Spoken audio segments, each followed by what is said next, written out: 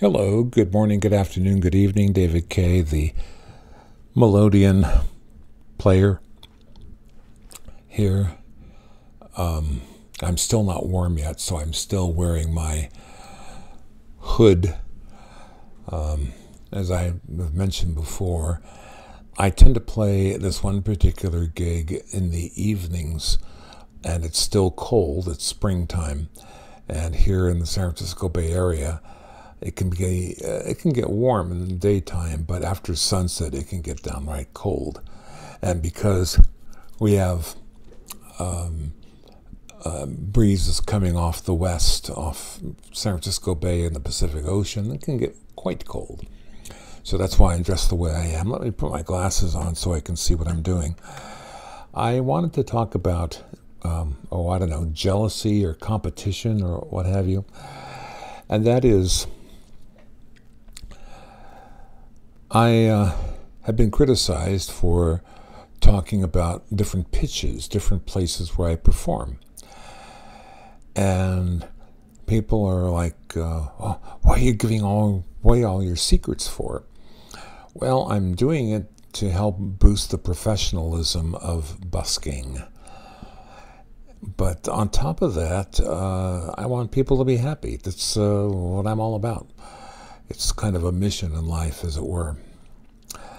Now, I have talked about a particular drugstore where I perform, one of about 5 venues where I busk, or pitches as we call them. And this guy was going on about, other people are going to steal your spots. It's like, I don't care. You don't care? No, I don't care. Because, number one, they're not going to be there 24/7, okay? There'll be some time when somebody is not there. But on top of that, I think that people would like variety anyway. I'm the only one who plays an accordion. I certainly would not myself want to listen to accordion all day long, every day. I think I play more than I should at one particular pitch, but they like me though. But there are guitarists, there's a saxophone player. Let me think, there's at least one violinist. And I'm trying to convince somebody to bring out their marimba and play. You don't see marimba buskers at all.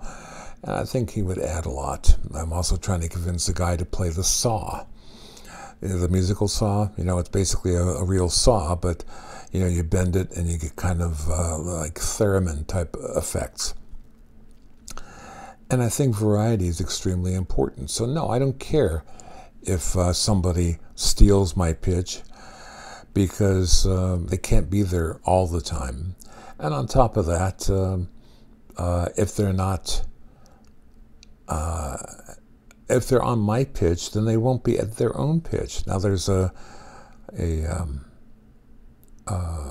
one guitar player. There's a shopping center where I perform, and it's out in front of the movie theaters. And he will do my pitch, and I will do his pitch. We'll swap. I am not particularly jealous, not jealous at all, because I do my own unique style of music. I do old time and some rock and some TV theme songs and some of my own compositions. There's nobody else like me out there. I would think the jealousy factor that comes into effect is by people who know that they are mediocre, they're not doing anything unique, and they get sort of scared about somebody doing their bit. My recommendation always is, as I've said before, the philosopher Jerry Garcia. He had a band called The Grateful something or other. And that is, don't be the best at what you do. Be the only person who does what you do. I am probably the only button accordion player on the streets anywhere in the Bay Area. Guitar players, there are a lot of guitar players, a lot on the streets. I recommend, if you are a guitar player, play a different kind of instrument. Instead of playing your basic electric guitar, play a dobro. If you can do pedal steel, do pedal steel. If you're playing rock, consider jazz or Eastern European folk music. If you are dead set on rock, then do unusual, memorable tunes from different eras that would attract a wide variety of people. But what I'm saying is be unique, and you won't have to worry about anybody stealing your pitch. And it's a very important thing to think about whatever uniqueness you can provide, because people, they like familiarity, but they do like some uniqueness. They want something that they're not going to find on TV, that they're not going to find necessarily on YouTube videos. And especially like San Francisco, for instance, in a way, in an effort to get back a lot of their street traffic, has been paying people $200 for 2 hours to busk in front of various stores up and down Market Street, which is the main drag in San Francisco. And they want performers out there. There was a guy who for years used to play plastic buckets, and he did very well because nobody was playing plastic buckets. If somebody came out and they did any drumming, they would bring out a drum kit. They would do some, I mean, it was okay. It was, unusual enough. But playing plastic buckets was so unique that the guy had a career for, I would say, at least a decade. Also, at one time, steel drums were very popular. The ones that have, different notes.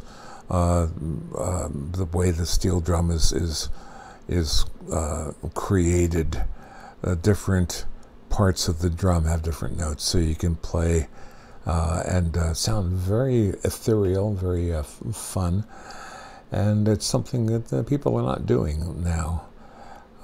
There's also pan flutes. There was Ecuadorian pan flute group that appeared, and for a while they kind of took Fisherman's Wharf by storm. There were, I think, eventually 3 or 4 of these different groups, and they were selling CDs, and there was quite the scheme going on. So if you can do any kind of uniqueness, do it. If you're playing a common instrument, at least do something different with it, something that will make you unique, and then you won't ever have to worry about anybody stealing your gig, because you will be doing something that nobody else is doing. Okay? So don't worry about anybody stealing your gigs, your pitches. Just do what you want to do, and if somebody's there before you, then move on down the street to another spot, and you'll do okay. So don't worry about it. Thanks for watching. Subscribe and do the comments and what have you. And I hope that these little bits of information are things that will help you in maintaining your professionalism as a street busker. Thank you.